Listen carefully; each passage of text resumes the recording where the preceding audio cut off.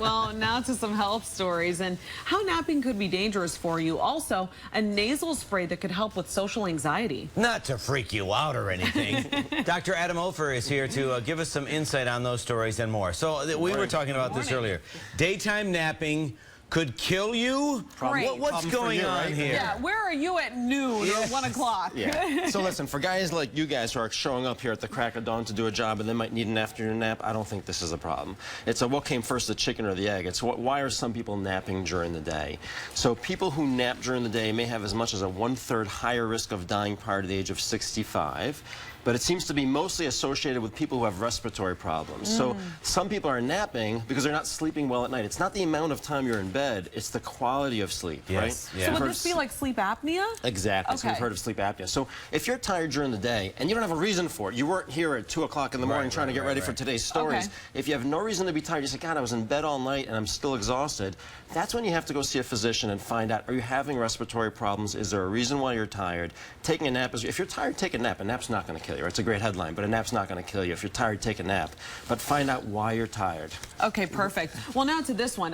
Too much TV could be affecting your child's sleep. Yeah, so let's just mound this up, you know, pile it up on top of mounds of evidence. Doctor. It's so great to have you Every day stop by. Every day there's another study, right? So the issue is this. The more time the kids spend in front of a screen, anything, TV, iPad, iPod, they're stimulating their brains. You can't have light entering your eyes, stimulation going on, and then expect bedtime, shut it off, and go to bed, right?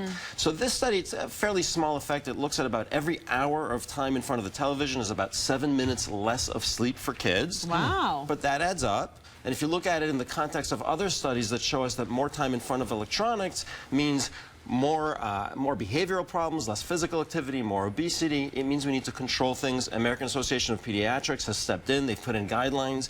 They're recommending that we don't plop our kids in front of the TV till at least the age of 2 or so. Yeah. They're recommending that we set some rules at home, that we shut off electronics at a specific time before bed. In my home, 6 o'clock, my kids know, no iPads, iPods, that's it, they're done. Really? But that must be so hard. That's hard. But you know, it's the same for adults. Listen, you guys can't sit in bed shooting off emails and text messages about tomorrow's show and expect to shut your eyes and be asleep. Agree. It No, doesn't it's so work that true. way. 10 o'clock last night, I was still on but that light, it stimulates you, just as you said. It affects your circadian rhythm, which we'll be talking more about on another segment too. Okay, great. Yeah. Wow. A nasal spray to ease the symptoms of social anxiety? Do you have some?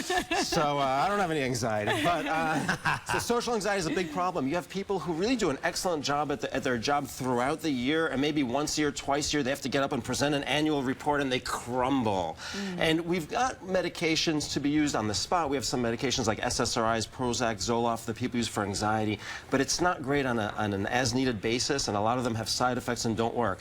This is a pheromone, and we think of pheromones, we think of animals trying to attract each other, and we think of how can we use perfumes and colognes to attract other people, but actually, as we understand pheromones more and the chemical nature of scents, we might be able to use them to help ourselves, not just to attract mates.